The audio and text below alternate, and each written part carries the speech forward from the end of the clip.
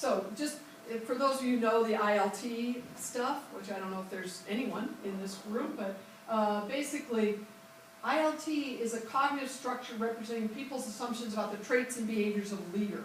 Leaders have these traits, these dimensions. And ours is assumptions people hold about how leadership should be structured in groups. So this is about content and this is about structure. So we see them as complementary. They're not, we're not replacing that. So we're going to explore the relationship between LSS, the structure schema, and specific leadership behaviors. And what we're going to argue is that if you have one type of structure schema, you're going to do more leadership than if you have another type. We're going to only look at non-designated leaders in a group. We're not going to look at supervisors, people appointed supervisors. Though we did a pre-study that looked at supervisors, which I can tell you about if you want. So we reviewed the literature and we identified 3 prominent categories of leadership behavior. The first 2 go way back to where I started, task-oriented and social-oriented. And then a third one that's kind of been looked at more and more is articulating the group's mission and purpose, it's called envisioning. So we're going to look at those 3 behaviors. And our hypothesis is that if you have more of a shared leadership structure schema, you're going to do more of those in a group than if you have a hierarchical leadership structure schema. If you have a hierarchical leadership structure schema, you might assume that it's not proper for you to do that in the presence of a designated leader.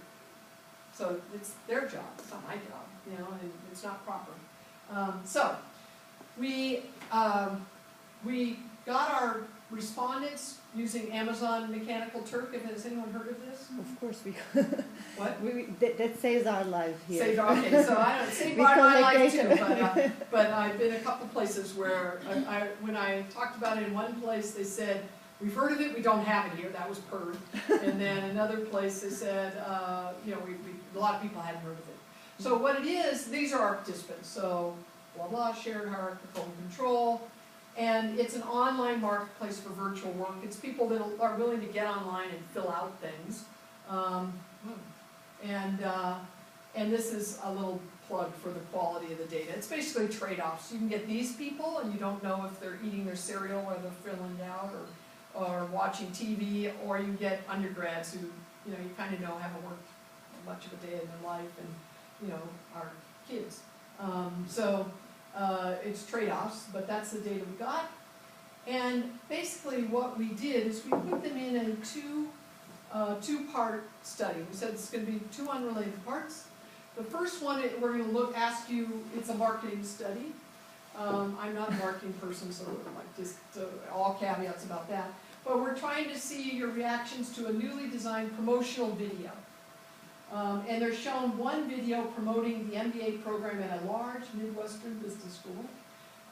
And they're asked to rate aspects of the video that were most memorable. So that's their task for the first part.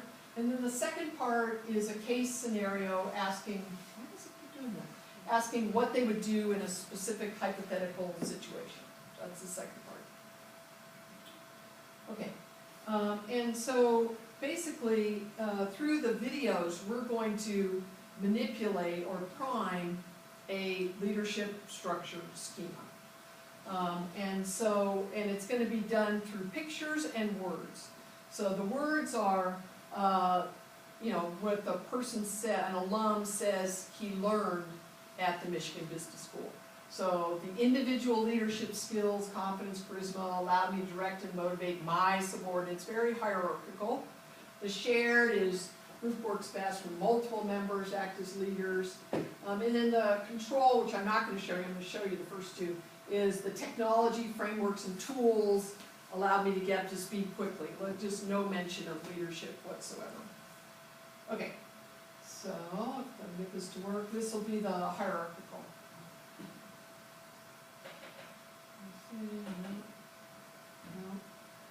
You have to press them. Click on it.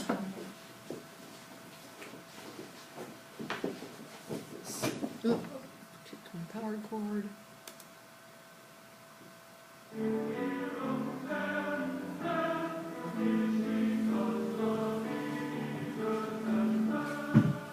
Here at the University of Michigan Business School, we are driven by one overarching goal: to ensure that our students are superbly prepared to be leaders and best in their chosen fields.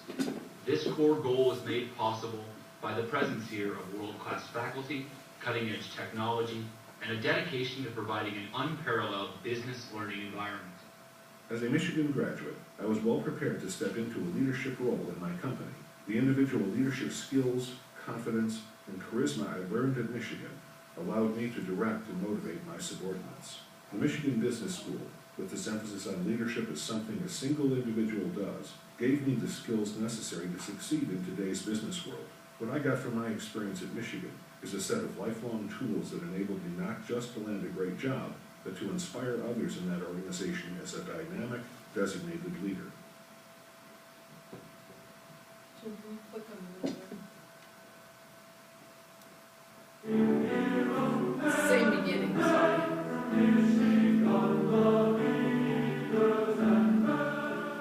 Here at the University of Michigan Business School, we are driven by one overarching goal: to ensure that our students are superbly prepared to be leaders and best in their chosen fields. This core goal is made possible by the presence here of world-class faculty, cutting-edge technology, and a dedication to providing an unparalleled business learning environment. As Michigan graduates, we were well prepared to contribute to effective leadership in our companies. The idea that groups work best when multiple members act as leaders, which we learned at Michigan, enabled my coworkers and I to cultivate shared leadership in our companies. The Michigan Business School, with its emphasis on shared leadership, gave us the skills necessary to succeed in today's business world. What we got from our experience at Michigan was a set of lifelong tools that enabled us not just to land great jobs, but to create effective shared team leadership in those organizations. Okay, so those were the manipulations. And so then we take them into part two, and we say, imagine you worked at a large company that produces packaged foods. Senior management has formed a task force. PL, a high-ranking member of the company, is the designated leader. I'm trying to make it clear, you're not the designated leader. PL has selected you as a member of the task force.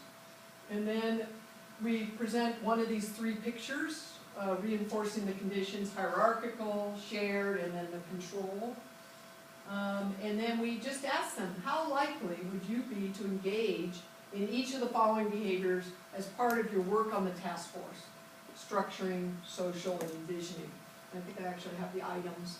So structure: identify when key aspects of the task force's work need to be completed. Social: look out for the personal well-being of other task force members. Envisioning: help provide a clear vision of where the task force is going.